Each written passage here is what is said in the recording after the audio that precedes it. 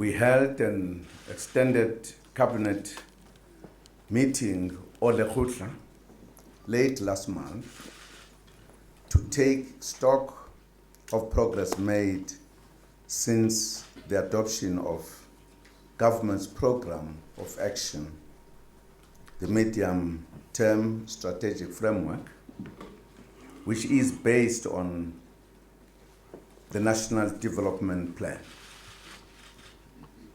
I'm pleased to provide an update on the work done thus far in implementing the first year of the MTSF based on the program outlined in the State of the Nation address in February. The South African economy, as with many economies in the world, continues to struggle to fully regain its pre-financial crisis growth momentum. We committed ourselves to a 5% growth rate by 2019. The 1.5% economic growth rate attained in 2014 is a distance from the NDP ambition. However, despite the slow growth globally, economic growth is expected to increase steadily to at least 3% over the next 3 years, because we expect the electricity constraint, which is our major obstacle, to ease. Our estimate is that electricity shortages are currently costing the economy close to 1 percentage point in economic growth. We have decided to look inward for growth opportunities. Hence, the development of the 9-point plan that we announced in February. The components of the plan are the following.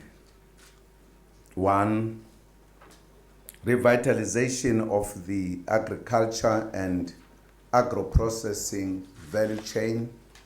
2, advancing beneficiation, that is adding value to our mineral wealth. 3, more effective implementation of a higher impact industrial policy action plan. 4, unlocking the potential of SMME cooperatives as well as township and rural entrepreneurs. 5, resolving the energy challenge. 6, stabilizing the labor market by scaling up private sector investment, growing the oceans economy, as well as cross-cutting areas to reform, boost, and diversify the economy, such as the following: science and technology and innovation, water and sanitation, transport, infrastructure, and state-owned companies. What government has achieved so far through the implementation of previous annual versions of IPAP shows that the policy is working. Government support has taken the automotive sector from the production of 356,800 units in the year 2000 to over 565,000 units in 2014. This support has grown auto exports from 11,000 units in 1995 to over 270,000 units in 2014. As a result, 300,000 jobs have been created in the automotive sector. A few examples include 5 billion rand by Mercedes-Benz, 3 billion rand by Ford, 4 billion rand by Unilever in 4 plants over the past 4 years, and 228 million rand from Samsung. We have also experienced a strong turnaround in manufacturing exports.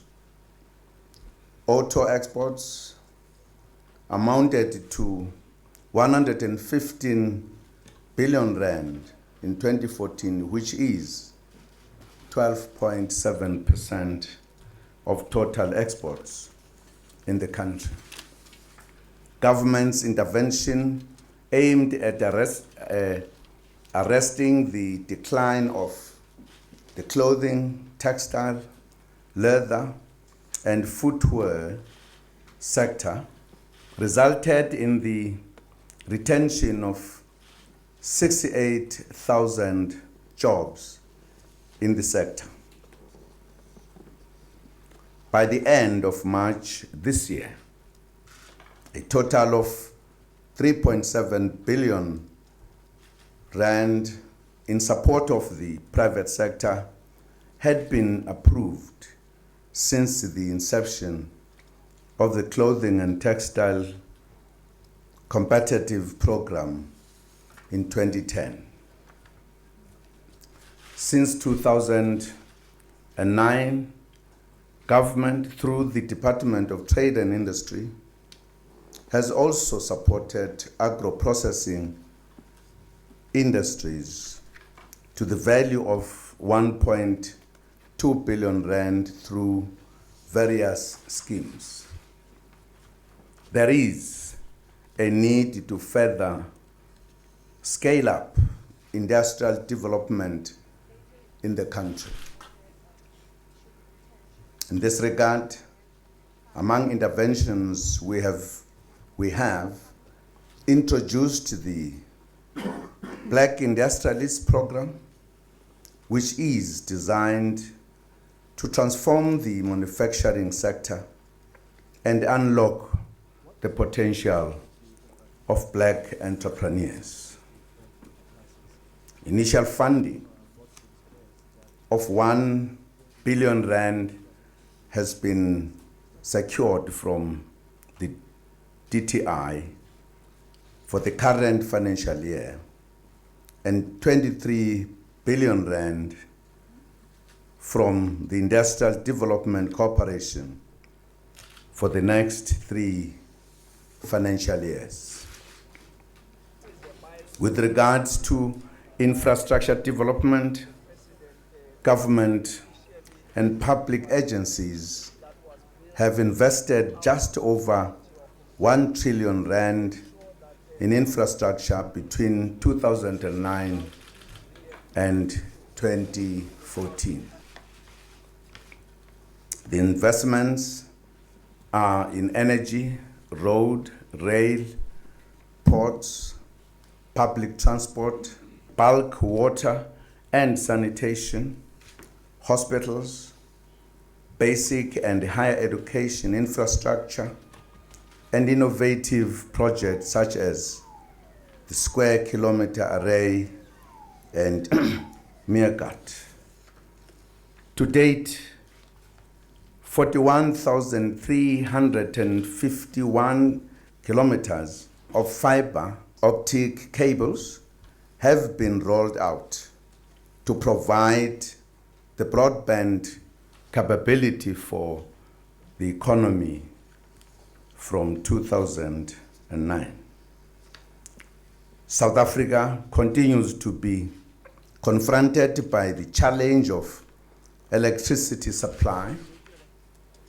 Since the inception of the 5-point plan in December 2014, substantial progress has been made in resolving the energy challenge. The operations and maintenance practices at Eskom continue to improve to ensure that the power plants are appropriately maintained and provide electricity within their capacity.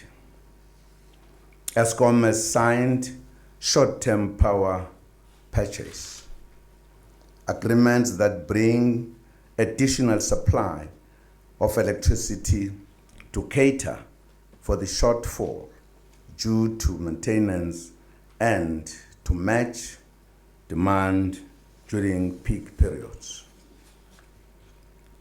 A further 800 megawatts will be added to the grid through cogeneration. A saving of 450 megawatts have been realized through the energy efficiency programs. This is a result of South Africans working together in order to alleviate the impact of the electricity challenge.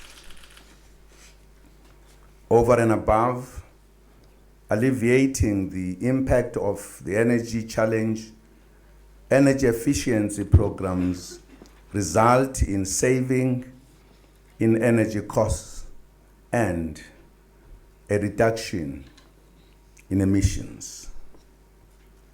Various projects of the Renewable Energy Independent Power Producer Program currently supply 1,800 megawatts to the grid.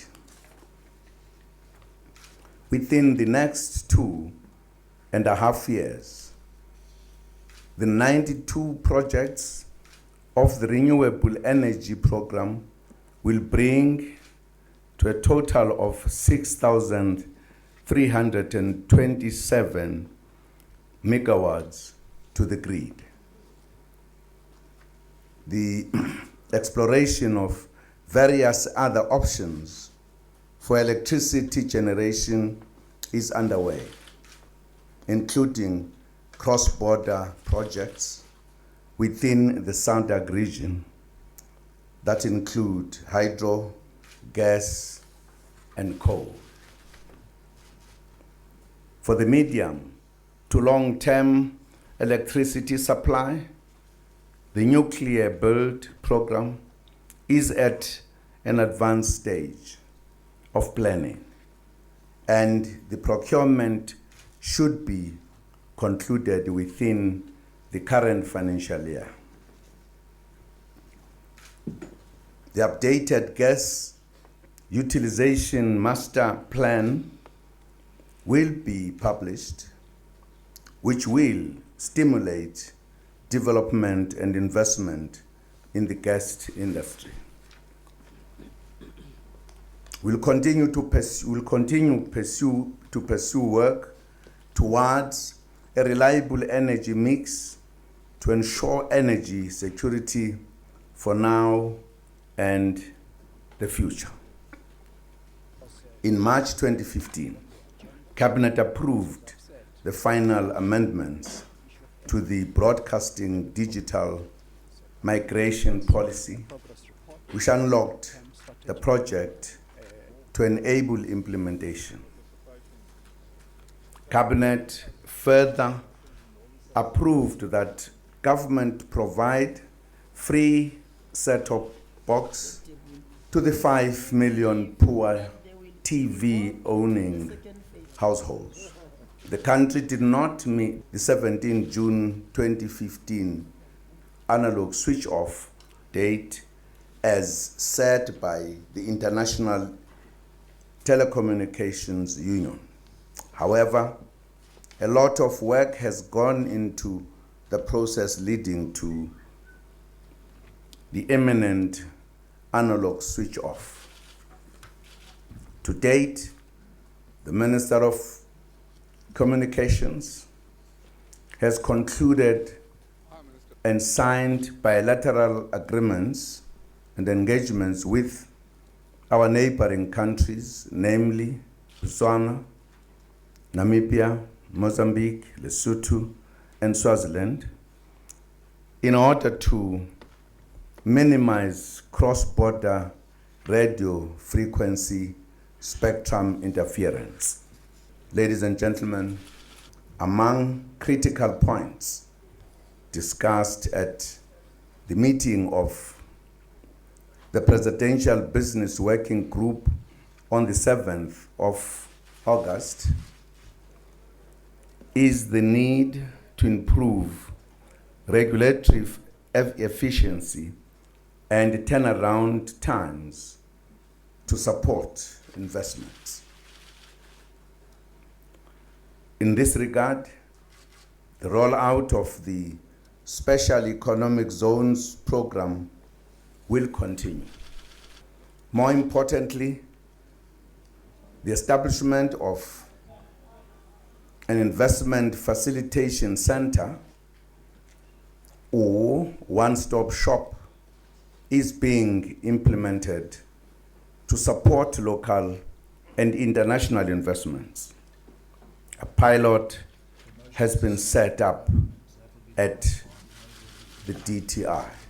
The center will improve the investment climate and enhance the ease of doing business by identifying bottlenecks, remove administrative barriers, reduce regulatory inefficiencies, set up norms and standards, improve turnaround times, coordinate and fast-track all investment requirements.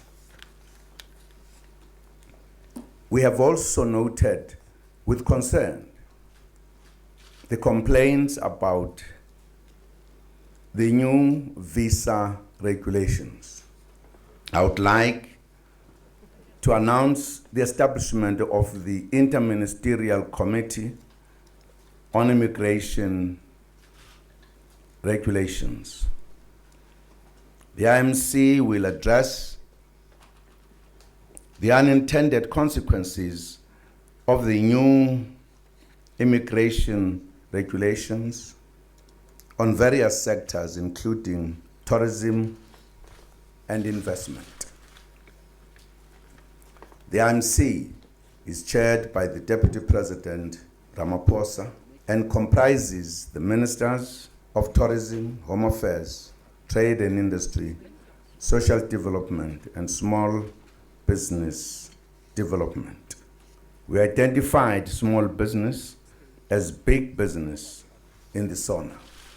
The priority interventions to unlock the potential of SMMEs, cooperatives, and township and rural entrepreneurs are continuing.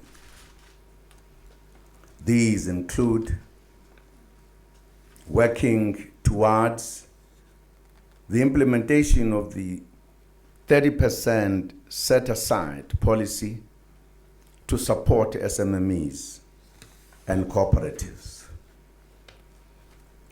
The SMMEs will be supported with increased access to markets and finance. On the cards is also a concerted effort to reduce the red tape for SMMEs, which will include a review of existing small business legislation. A special unit has been established in the Department of Planning, Monitoring and Evaluation to investigate cases where there is late or non-payment of suppliers, despite the submission of a legitimate invoice within 30 days. We had also identified the need to normalize labor relations as being critical in the State of the Nation address. Deputy President Ramaphosa leads the interface between business and labor in this regard. Consensus on a working definition of a national minimum wage has been reached at NEDLAC. On agriculture, much progress has been made in the development of agri-parks, with 43 of the 44 sites having been identified. One agri-park is ready to be launched in Northwest. We also continue to implement other key initiatives of the Agriculture Policy Action Plan to support growth and employment in agriculture and agro-processing. The plan includes increasing support for existing smallholder farmers and exploring ways to substantially expand the number of agricultural products. Ladies and gentlemen, government has identified water as a critical resource for economic development, and work continues to implement the 5-point plan for water and sanitation. The plan entails the following: maintain and upgrade existing water and sanitation infrastructure, build new dams and develop groundwater, improve water quality, develop smart technologies for water and sanitation, information, management, and ensure an enhanced and integrated regulatory regime, for an example, water use licensing. A review of both the Water Services and the National Water Acts will be undertaken. In the State of the Nation address, I announced that we would intervene to stop the leaking of water, which costs the country 7 billion rand a year. I announced that government, through the Department of Water and Sanitation, would train 15,000 artisans and plumbers who will fix leaking taps in their communities. This program will be officially launched in Port Elizabeth on the 28th of August. The first intake of 3,000 is being recruited for the current financial year. On basic education, the 2014 annual national assessments results indicated that grade 3 targets in both literacy and numeracy have been exceeded. including grade 6 home language. We welcome these positive developments and thank parents for cooperation, which enables us to register progress as government. However, performance in grade 6 and 9 maths and first additional language is still below par. The implementation of the maths, science, and technology strategy will be strengthened in all schools. In addition, government will ensure improved teacher supply training and development. The improvement of the qualifications of grade R practitioners is also ongoing as part of the long-term investments in quality education. On the health front, South Africa has been praised by the United Nations AIDS program for its successful response to HIV and AIDS. Among the achievements,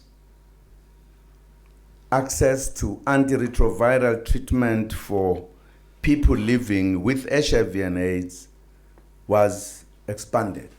To date, 3.1 million people are receiving treatment. This has exceeded the 2014 and 2015 target of 3 million.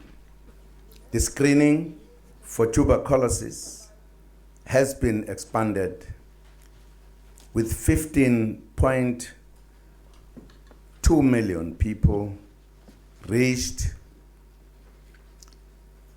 which exceeded the target of 6 million people. We thank all South Africans for their cooperation, which is enabling the country to achieve a turnaround on HIV and AIDS and to improve our response to TB. But we should not be complacent. The struggle against HIV and AIDS continues, including the fight against the stigma attached to the disease, so that those living with the virus can live productive lives without being ostracized. Ladies and gentlemen, Cabinet adopted the National Youth Policy in May this year. The Presidential Youth Working Group has been established, comprising youth formations and government led by the Deputy Minister for Planning, Monitoring and Evaluation. The working group helps to coordinate the implementation of the youth policy. The programs being implemented include the following: youth entrepreneurship and cooperatives training and mentorship, reform and review of the National Students Financial Aid Scheme to increase enrollments in universities and vocational training colleges,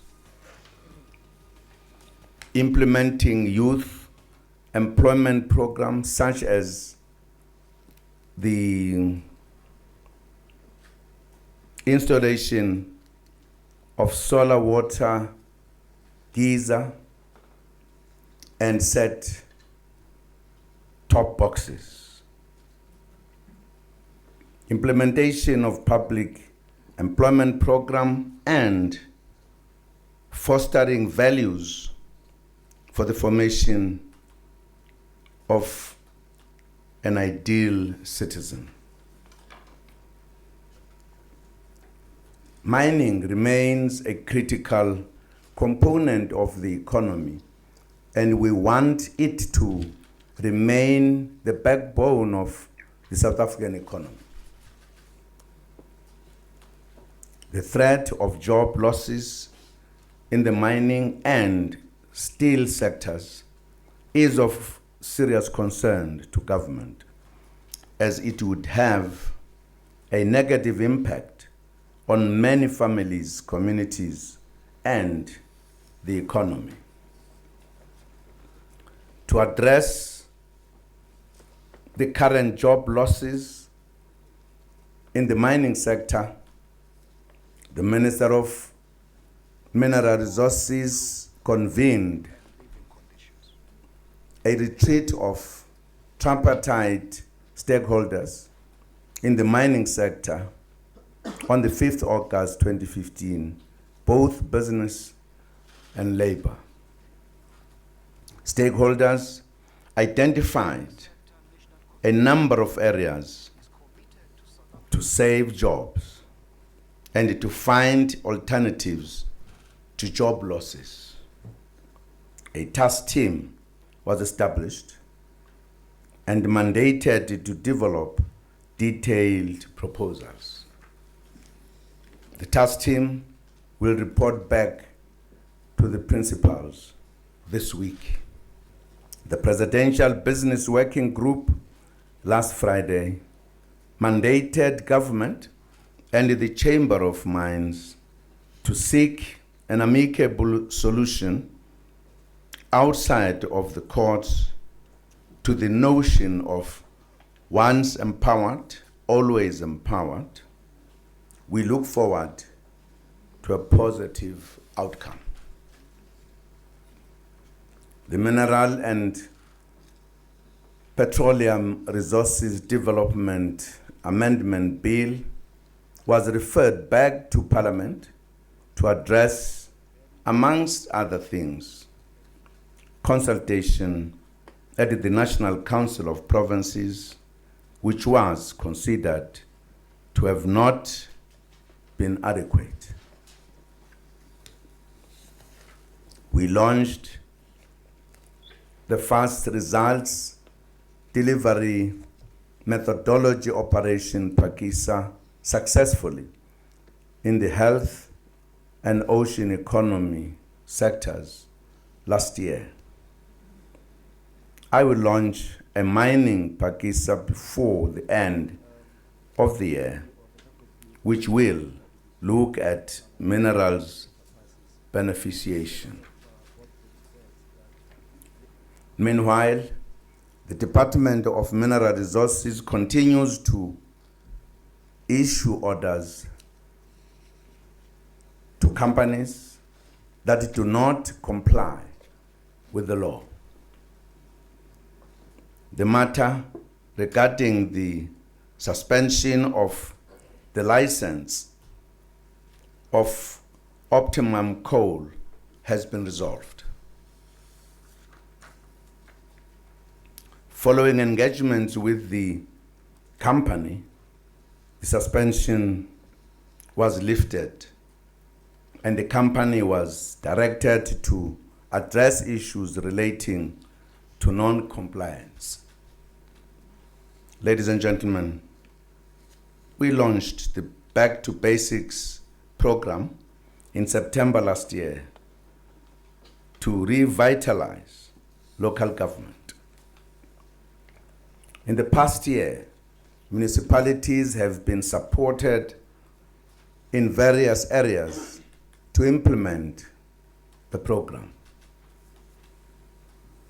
An important point to note is that while municipalities have been directed to pay their debts, debt owed to municipalities is not given sufficient attention. We urge government entities and the private sector to pay their debts to enable municipalities to function effectively. Ladies and gentlemen, with regards to safety and security, the South African Police Service is responding effectively to shopping mall robberies. The various units of the SAPS, including crime intelligence, the tactical response team, visible policing, the Hawks, together with the business against crime, cellular phone shops, the South African Banking Risk Information Center, and private security companies have been successful in dealing with this problem. Police have found that the majority of the shopping malls were being targeted primarily to rob cellular phone shops. Cell phones and other electronic equipment that were stolen were taken out of the Republic. Several suspects, including so-called kingpins, have been arrested.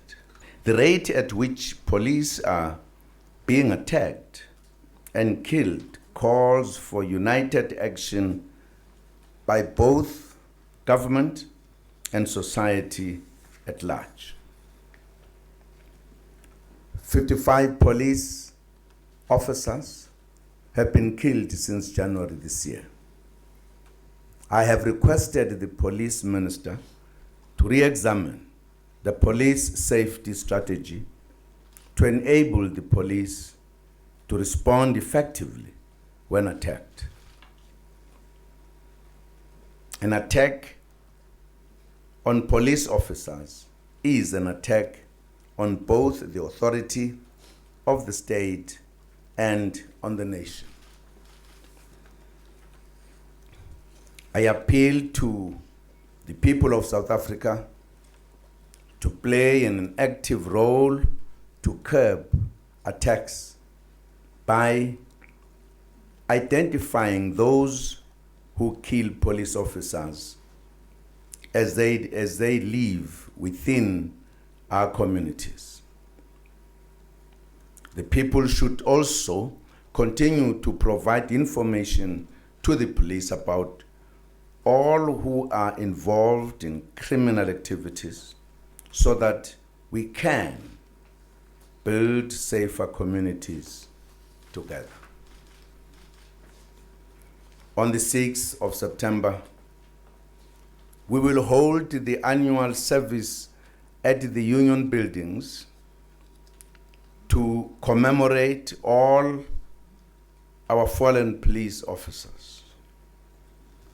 The implementation of the report on the tragic incidents that took place in Marikana, leading to the killing of more than 44 people, is receiving top priority. The response of the National Police Commissioner to the recommendations of the Commission about her fitness to hold office is receiving attention.